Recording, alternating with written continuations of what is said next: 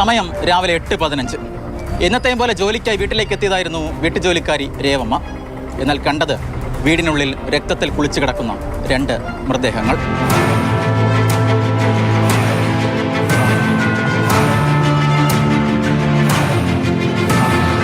ചേട്ടനും ചേച്ചി മരിച്ചു കിടക്കുവാണ്, നോക്കാവോ എന്ന് ചോദിച്ചു. അപ്പോൾ എത്ര സമയമായിക്കണോ ഈ സമയം? 8:15 അല്ലേ? അപ്പോൾ ചേട്ടാണ് പോലീസിനെ വിളിച്ച് പറഞ്ഞത്? അതെ.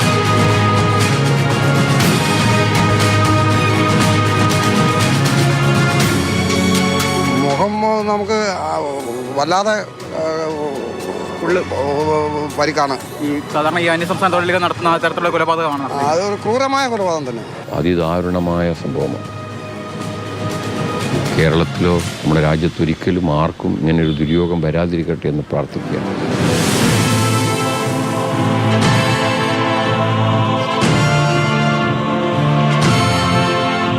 കോട്ടയം നഗരത്തിലെ ഇന്ദ്രപ്രസ്ഥ ഓഡിറ്റോറിയത്തിന്റെ ഉടമ വിജയകുമാറും ഭാര്യ മീരയുമാണ് അതിക്രൂരമായി കൊല ചെയ്യപ്പെട്ടത്.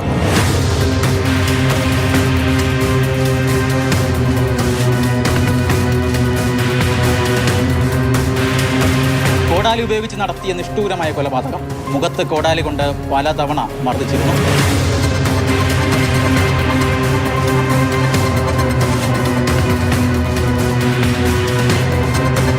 വിജയകുമാറിന്റെ മൃതദേഹം സ്വീകരണ മുറിയിലും മീരയുടേത് കിടപ്പുമുറിയിലും. അമ്മിക്കല്ലും മഴുവും വീടിനുള്ളിൽ കണ്ടെത്തി.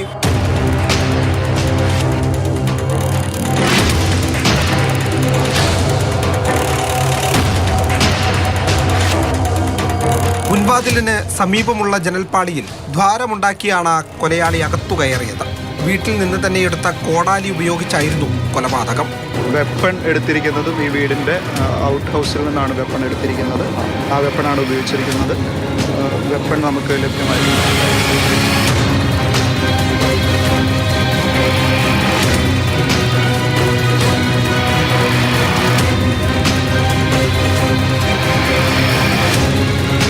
ശ്രീവത്സം എന്ന വലിയ വീടിനുള്ളിൽ നിന്ന് സ്വർണമോ മറ്റു വിലപിടിപ്പുള്ള കാര്യങ്ങളോ ഒന്നും നഷ്ടപ്പെട്ടിട്ടില്ല. അതുകൊണ്ടാണ് കൊലപാതകത്തിന് വ്യക്തമായ കാരണങ്ങളുണ്ടെന്ന നിഗമനത്തിലേക്ക് ആദ്യം തന്നെ പോലീസ് എത്താൻ കാരണം.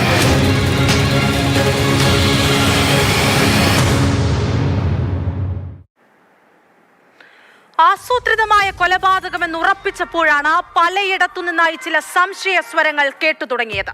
8 വർഷങ്ങൾക്ക് മുൻപ് ഇതേ വീട്ടിൽ നടന്ന ദുരൂഹ മരണം. കൊല്ലപ്പെട്ട വിജയകുമാറിനും മീരയ്ക്കും 2 മക്കൾ. അതിൽ മകൻ ഗൗതം. 2017 ജൂണിൽ കാരിത്താസ് ആശുപത്രിക്കടുത്തെ റെയിൽവേ ട്രാക്കിനോട് ചേർന്ന് കാറിൽ ദേഹമാസകലം വരഞ്ഞ മുറിവുകളുമായി ഒരു മൃതദേഹം കണ്ടെത്തിയിരുന്നു.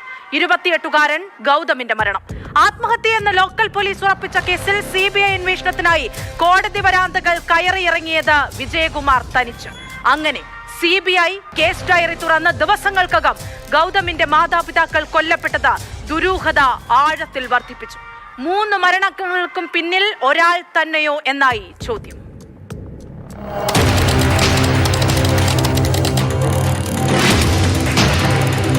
എട്ട് വർഷങ്ങൾക്ക് മുമ്പ് വിജയകുമാറിന്റെ മകൻ ഗൗതമിനെ തെള്ളകത്തെ ഈ റെയിൽവേ ട്രാക്കിൽ നിന്നും മരിച്ച നിലയിൽ കണ്ടെത്തി. മകന്റെ അസ്വാഭാവിക മരണത്തിൽ CBI അന്വേഷണം വേണമെന്ന വിജയകുമാറിന്റെ ആവശ്യം ഹൈക്കോടതി അംഗീകരിച്ചത് കഴിഞ്ഞ ഫെബ്രുവരിയിലാണ്. 2 മാസങ്ങൾക്കുള്ളിൽ കുടുംബം തന്നെ കൊല്ലപ്പെട്ടത് ദുരൂഹത വർദ്ധിപ്പിച്ചു.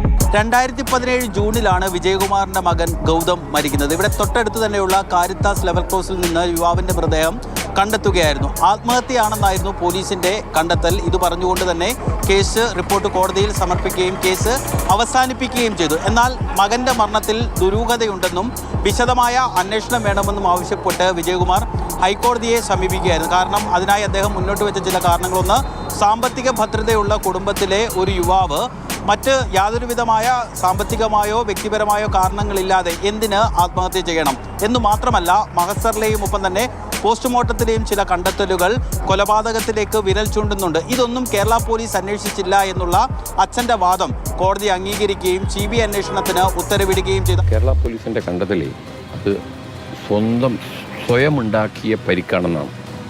ഇപ്പോൾ കോടതി കണ്ടെത്തി സ്വയം ഒന്നിൽ കൂടുതൽ പരിക്കുണ്ടാക്കാൻ പറ്റില്ല കഴുത്തിന്. അപ്പോൾ അതൊരിക്കലും ആത്മഹത്യയല്ല. ആ ആത്മഹത്യയല്ല, കൊലപാതകമാണ് എന്ന ശരിയായ കണ്ടെത്തലാണ് ഹൈക്കോടതി CBI അന്വേഷിക്കണമെന്ന് പറഞ്ഞത്. ആ CBI അന്വേഷണത്തിന് വേണ്ടി 5 കൊല്ലം നിയമപോരാട്ടം നടത്തിയ ഒരാളാണ് വിജയകുമാറും അദ്ദേഹത്തിൻ്റെ പത്നിയും. മകൻ്റെ മരണവുമായി ബന്ധപ്പെട്ടുള്ള അന്വേഷണം CBI ഏറ്റെടുക്കുകയും അതിൻ്റെ ഒരു പ്രാരംഭ ഘട്ടത്തിലെത്തുമ്പോഴാണ് വിജയകുമാറും ഭാര്യയും സ്വന്തം വീട്ടിൽ, അതും വലിയ വീടാണ്, വലിയ സുരക്ഷാ സംവിധാനങ്ങൾ, CCTV അടക്കമുള്ള സുരക്ഷാ സംവിധാനങ്ങൾ, നായ്ക്കളൊക്കെ ഉള്ളൊരു വീടാണ്, അവിടെ അതിദാരുണമായി കൊല ചെയ്യപ്പെടുന്നത്. ആ ഘട്ടത്തിലാണ് തിരുവനന്തപുരത്തു നിന്നുള്ള CBI ഉദ്യോഗസ്ഥർ ഇവിടെ എത്തുകയും ഈ മരണവുമായി ബന്ധപ്പെട്ടുള്ള വിശദാംശങ്ങൾ ശേഖരിക്കുകയും ഈ മരണസ്ഥലത്ത്, കൊലപാതകം നടന്ന സ്ഥലം സന്ദർശിക്കുകയും ചെയ്തത്. ഈ മകൻ്റെ മരണവുമായി ഈ കൊലപാതകത്തിന് ഏതെങ്കിലും രീതിയിലുള്ള കണക്ഷൻ ഉണ്ടോ, ബന്ധമുണ്ടോ എന്ന് പരിശോധിക്കാൻ വേണ്ടിയാണ് CBI ഉദ്യോഗസ്ഥർ എത്തിയത്. പക്ഷേ ഈ ഘട്ടത്തിൽ, അല്ലെങ്കിൽ ഈ കേസ് നടന്ന ഘട്ടത്തിൽ തന്നെ പോലീസ് പറയുന്നത് മകൻ്റെ മരണവുമായി ഈ കൊലപാതകത്തിന് ബന്ധമില്ല എന്നുള്ളതാണ്.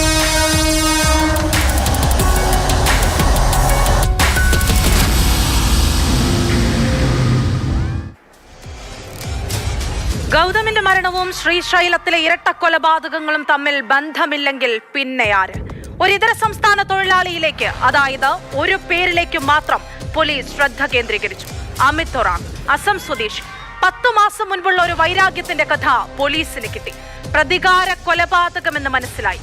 കൊലപാതകം നടന്ന് 24 മണിക്കൂർ തികയും മുൻപ് ആ ചെറുപ്പക്കാരൻ പോലീസ് സംഘത്തിന്റെ പിടിയിലുമായി.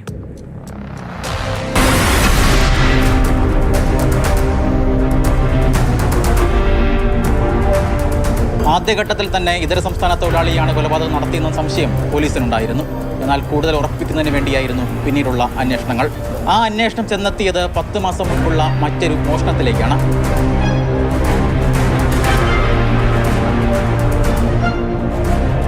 ഓഡിറ്റോറിയത്തിലെ മുൻ ജീവനക്കാരനായ അസം സ്വദേശി നേരത്തെ വിജയകുമാറിന്റെ ഫോൺ മോഷ്ടിച്ച് അതിൽ നിന്ന് പണം അപഹരിച്ചിരുന്നു. ഇതുമായി ബന്ധപ്പെട്ട കേസിൽ അസം സ്വദേശി അമിത് ജയിലിൽ നിന്ന് പുറത്തിറങ്ങിയത്. ഈ വൈരാഗ്യമാണ് കൊലപാതകത്തിലേക്ക് നയിച്ചതെന്ന് പോലീസിന്റെ പ്രാഥമിക നിഗമനം. ബംഗാളിയോ മറ്റേ ഇവിടെ നിൽപ്പുണ്ടായിരുന്നെന്ന്. അപ്പോൾ അയാളുമായിട്ട് ഏതോ രസക്കേടുണ്ടായി, അയാളെ പറഞ്ഞു വിട്ടു. ഇനി അങ്ങനെയുള്ള വല്ല പ്രതികരണമാണോ ഇല്ലയെന്നൊന്ന് കൺഫേം ചെയ്തിട്ടില്ല. 8 മാസം 9 മാസം അവിടെ ജോലി ഉണ്ടായിരുന്നു. അതിന് സാറിൻ്റെ എന്തോ ഫോണോ എന്തോ ഒരു കേസുണ്ടായിരുന്നു. അപ്പം അവൻ ജയിലിലായിരുന്നു പറഞ്ഞു. ഞങ്ങൾക്ക് മോഷണമാണോ? ഇയാളുടെ മൊബൈൽ മോഷ്ടിച്ചതാണോ? വീട്ടിൽ വെച്ച് ഇയാളുടെ മൊബൈൽ മോഷ്ടിച്ചു.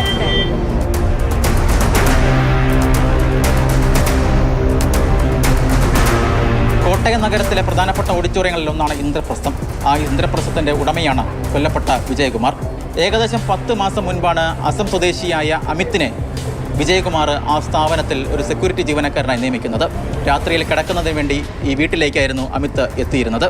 എന്നാൽ ഏകദേശം 10 മാസം മുൻപ് വിജയകുമാറിൻ്റെ മൊബൈൽ ഫോൺ അപഹരിച്ച് അതിൽ നിന്ന് 1,10,000 രൂപ ഈ അമിത് അപഹരിച്ചു. ഇത് കണ്ടെത്തിയ വിജയകുമാർ പോലീസിൽ പരാതി നൽകുകയും അമിത് ജയിലിനുള്ളിലാവുകയും ചെയ്തു. കഴിഞ്ഞ ഏപ്രിൽ 3-ാം തീയതി അമിത് ജയിലിൽ നിന്ന് പുറത്തിറങ്ങി.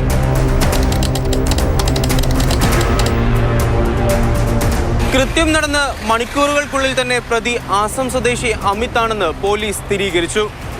മുൻപ് നടന്ന ഒരു മൊബൈൽ മോഷണ കേസിലെ വിരലടയാളവും കൃത്യം നടന്ന വീട്ടിൽ നിന്ന് ലഭിച്ച വിരലടയാളവും ഒന്നാണെന്ന് പോലീസ് കണ്ടെത്തി.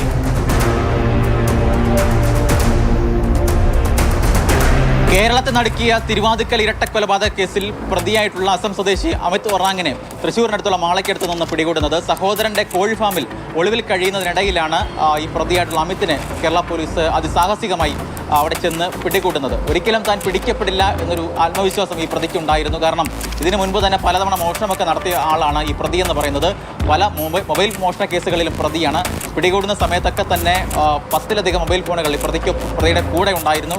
ഒപ്പം അതിനധികം 20-ലധികം സിം കാർഡുകളും ഈ പ്രതിയുടെ കൂടെ കൈവശമുണ്ടായിരുന്നു. അപ്പോൾ അത്തരത്തിലുള്ള വലിയ രീതിയിൽ മോഷണം നടത്തുന്ന പ്രതിയാണ്. അതുകൊണ്ട് തന്നെ താൻ മുൻപ് ചെയ്തിരുന്ന മോഷണം ഒക്കെ പോലെ ഇതും താൻ പിടിക്കപ്പെടില്ല എന്നൊരു ആത്മവിശ്വാസം ഈ പ്രതിക്ക് ഉണ്ടായിരുന്നു. കൊലപാതകത്തിന് ശേഷം വീട്ടിലെ CCTVയുടെ DVR അടക്കം കടത്തിയ പ്രതി പക്ഷേ കയ്യിലുണ്ടായിരുന്ന ഫോണുകളിലൊന്ന് സ്വിച്ച് ഓഫ് ചെയ്യാൻ മറന്നു. ഇത് ട്രാക്ക് ചെയ്തായിരുന്നു പോലീസ് പ്രതിയിലേക്ക് എത്തിയത്. കൊലപാതകം ചെയ്യാൻ 3 ദിവസം കോട്ടയം റെയിൽവേ സ്റ്റേഷൻ സമീപമുള്ള ലോഡ്ജിൽ പ്രതി താമസിച്ചിട്ടുണ്ട്. കൊല്ലാൻ ഉപയോഗിച്ച കോടാലിയിൽ പതിഞ്ഞ വിരൽ അടയാളങ്ങളാണ് പ്രതി അമിത് തന്നെയെന്ന് ഉറപ്പിക്കാൻ നിർണായകമായത്. സാഹചര്യ തെളിവ് നമുക്ക് കൃത്യമായിട്ടുണ്ടായിരുന്നു. പ്രീവിയസ് കേസ് ഇയാൾക്ക് എതിരെയായിട്ട് കൊല്ലപ്പെട്ട വ്യക്തി കൊടുത്ത കേസ് നമ്മുടെ അടുത്ത് കൃത്യമായിട്ടുണ്ടായിരുന്നു. അത് നമ്മൾ കൃത്യമായി അന്വേഷിച്ച് പ്രതിയെ കണ്ടെത്തി പ്രതി കോടതിയിൽ സമർപ്പിച്ച് റിമാൻഡിൽ ആയിരുന്ന പ്രതിയാണ്. അത് തന്നെയാണ് നമുക്കിതിനകത്തേക്ക് ഏറ്റവും പ്രധാനപ്പെട്ട ലീഡായിട്ട് ലഭിച്ചത്. അതുകൊണ്ട് തന്നെ ആദ്യത്തെ ദിവസം തന്നെ നമുക്ക് കൃത്യമായിട്ട് പ്രതിയെക്കുറിച്ച് നമുക്ക് കൃത്യമായിട്ടുള്ള അറിവുണ്ടായിരുന്നു. അതിൻ്റെ അടിസ്ഥാനത്തിലും ബാക്കി തെളിവുകളും കൂടെ കൂടി കൊറോബറേറ്റ് ചെയ്ത് വന്നപ്പോഴാണ് കേസ് വിജയകരമായിട്ട് തെളിഞ്ഞത്. 3 വർഷമായി വിജയകുമാറിന്റെ ഓഡിറ്റോറിയത്തിലും വീട്ടിലും ജോലി ചെയ്തു വന്ന ആളായിരുന്നു അമിത്. കൊല ചെയ്യാനായി മനസ്സ് മടിച്ചതേയില്ല. തെളിവെടുപ്പ് സമയത്ത് മുഖത്ത് യാതൊരു കുറ്റബോധവും ഉണ്ടായിരുന്നില്ല.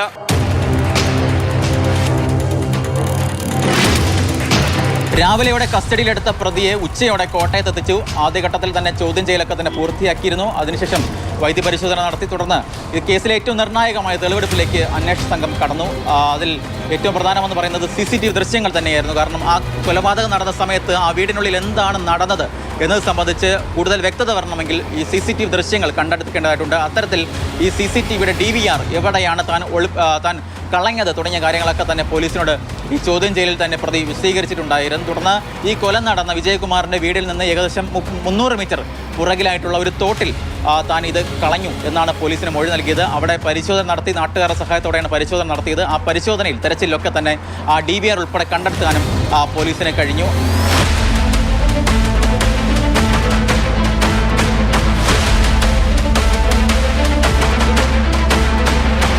മൊബൈൽ ഫോണുകൾ, അതായത് ഈ CCTVയുടെ ആക്സസ് ഉണ്ടായിരുന്ന 2 മൊബൈൽ ഫോണുകൾ വിജയകുമാറിൻ്റെയും മീരയുടെയും മൊബൈൽ ഫോണുകളാണ്. ആ മൊബൈൽ ഫോണുകൾ CMS കോളേജിന് സമീപത്തായിട്ടുള്ള ഒരു തോട്ടിൽ, വലിയ തോടാണ്, ആ തോട്ടിൽ താൻ കളഞ്ഞു എന്നാണ് പോലീസിന് മൊഴി നൽകിയത്. അവിടെയും പോലീസ് പരിശോധന നടത്തി, തെരച്ചിൽ നടത്തി. ആ തെരച്ചിലും ഈ 2 മൊബൈൽ ഫോണുകളും, അതായത് CCTVയുടെ ആക്സസ് ഉണ്ടായിരുന്ന വിജയകുമാറിൻ്റെയും മീരയുടെയും മൊബൈൽ ഫോണുകൾ കണ്ടെത്താൻ പോലീസിന് കഴിഞ്ഞു. അതും കേസിൽ വളരെ നിർണായകമായി. തുടർന്ന് അതിനുശേഷമാണ് ഈ കൊല നടന്ന ഈ തിരുവാതിക്കലുള്ള വീട്ടിലെത്തിച്ച് പോലീസ് തെളിവെടുപ്പ് നടത്തിയത്. അവിടെ വെച്ചും താൻ എങ്ങനെയാണ് ഈ കൃത്യം ചെയ്തത് എന്ന ഓരോരോ കാര്യങ്ങൾ പോലീസിന് മുൻപിൽ ഈ പ്രതിയായിട്ടുള്ള അമിത് വിശദീകരിച്ചു. മതിൽ വഴി ചാടി എത്തി, തുടർന്ന് എങ്ങനെയാണ് ഈ ജനൽപ്പാളിയിൽ ദ്വാരമുണ്ടാക്കി അകത്ത് കടന്നത്, ആദ്യം ആരെയാണ് കൊലപ്പെടുത്തിയത്, തുടർന്ന് രണ്ടാമത് എങ്ങനെയാണ് കൊലപ്പെടുത്തിയത്, മഴു എവിടെ നിന്നാണ് എടുത്തത് തുടങ്ങിയ കാര്യങ്ങളൊക്കെ തന്നെ പോലീസിന് മുന്നിൽ ഈ പ്രതി വിശദീകരിക്കുകയും ചെയ്തു. എന്തായാലും ഒരിക്കലും താൻ പിടിക്കപ്പെടില്ല എന്നൊരു ആത്മവിശ്വാസം ഈ പ്രതിക്കുണ്ടായിരുന്നു. ആ ആത്മവിശ്വാസം കൂടിപ്പോയത് 10ഓളം മൊബൈൽ ഫോണുകൾ ഉണ്ടായിരുന്നു. അതിൽ ബാക്കിയെല്ലാം സ്വിച്ച് ഓഫ് ആയിരുന്നു. പക്ഷേ ഒരു മൊബൈൽ ഫോൺ, അതിൻ്റെ ഗൂഗിൾ അക്കൗണ്ട് ഓണായിരുന്നു. അതുമായി ബന്ധപ്പെട്ട് നടത്തിയ അന്വേഷണം, ഒപ്പം ഈ മഴവിൽ കൊല്ലാൻ ഉപയോഗിച്ച മഴവിൽ പതിഞ്ഞ ഫിംഗർ പ്രിന്റ്, അതുമായി ബന്ധപ്പെട്ട് നടത്തിയ അന്വേഷണം, അത്തരത്തിലുള്ള അന്വേഷണങ്ങളാണ് ഈ പ്രതിയിലേക്ക് വേഗത്തിൽ എത്തിച്ചേരാൻ, കൊല നടത്തി 24 മണിക്കൂറിനുള്ളിൽ ഈ പ്രതിയിലേക്ക് എത്തിച്ചേരാൻ കേരള പോലീസിന് സഹായകമായത്.